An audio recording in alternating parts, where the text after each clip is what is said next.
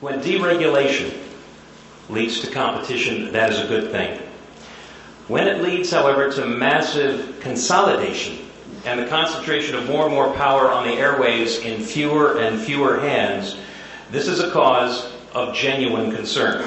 Now, here's, again, the reality on the ground in this Washington, in my industry, the radio industry. Of the 30 largest radio stations in Seattle, there's about 40 that you can get a signal from, but of the top 30, 90% are owned by media companies outside the state. There are only 3 radio stations in Seattle anymore that are locally owned among the top 30. They are? In addition, yes. In addition, there is not a single radio station among those top 30 that is singularly owned. All of the radio stations are owned by chains. Now, there's lots of businesses that have chains these days, banking, retail, restaurants. But a competitor can start a local bank. A competitor can start a restaurant. The number of radio signals is finite. It's limited. There needs to be a referee to protect the ability of smaller, locally owned media companies to compete. And the FCC is that referee.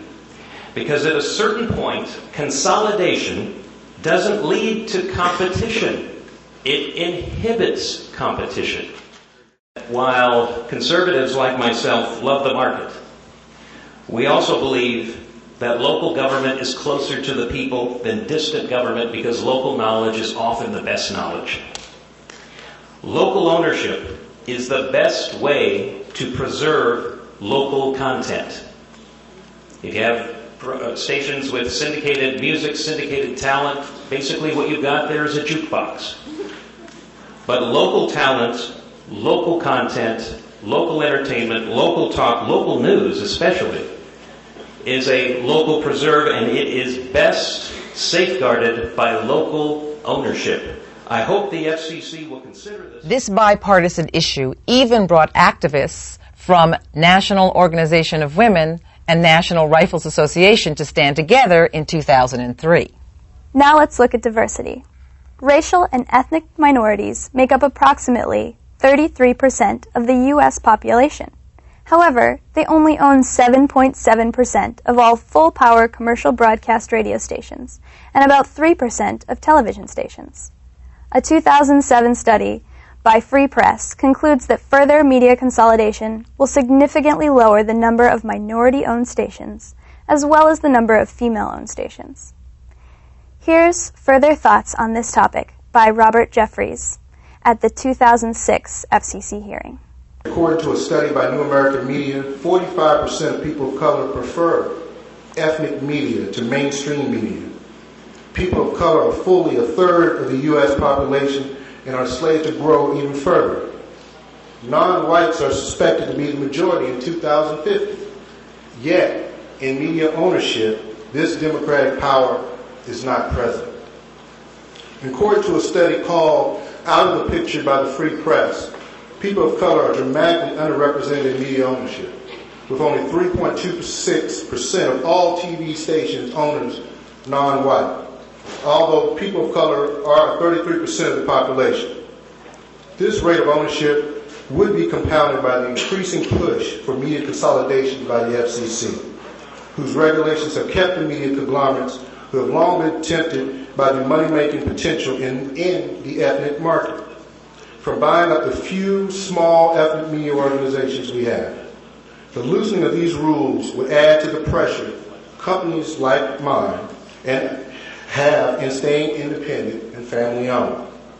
This disparity in ownership worsens the ongoing exclusion of people of color in society. Nancy Zirkin of the Leadership Conference of Civil Rights said, "This should be a national embarrassment." And the fact that some of the recent FCC have been more interested in giving more power to those who have already had too much, rather than addressing decades of discrimination and ensuring that the little guy will get a chance should be a national scandal. By voting to further deregulate media ownership rules, the FCC would put corporate interests before the public interest. National voices will continue to take the place of local and diverse voices. Media outlets will be harder for community members to access, and the messages will become even more hollow and the people who deliver them more homogeneous. When only the richest and most powerful corporations control the dominant media outlets, it becomes more difficult for citizens to communicate with other citizens and stay informed. What's really at stake here is the future of our democracy. The best way to start getting involved is to get informed. Read the reports and studies that have been done on how big media affects our communities. Start with these 3 websites: reclaimthemedia.org, stopbigmedia.com, and pbs.org/now. Type in keyword media consolidation. Now that you've armed yourself with the facts, bring that big, beautiful brain to FCC's public hearing on media ownership coming soon to Seattle. Come to the hearing and speak your mind. Remember that the pen is mighty. Write the FCC or your elected officials and ask for congressional oversight on media ownership. Write letters to your elected officials or use stopbigmedia.com's website to sign e-petitions. You can also write letters to advocate for minority voices and localism. Spread the word, tell your friends, family, and people at the bus stop about why big media is too big already and about how we need to speak out at the upcoming hearing. Thanks for being with us.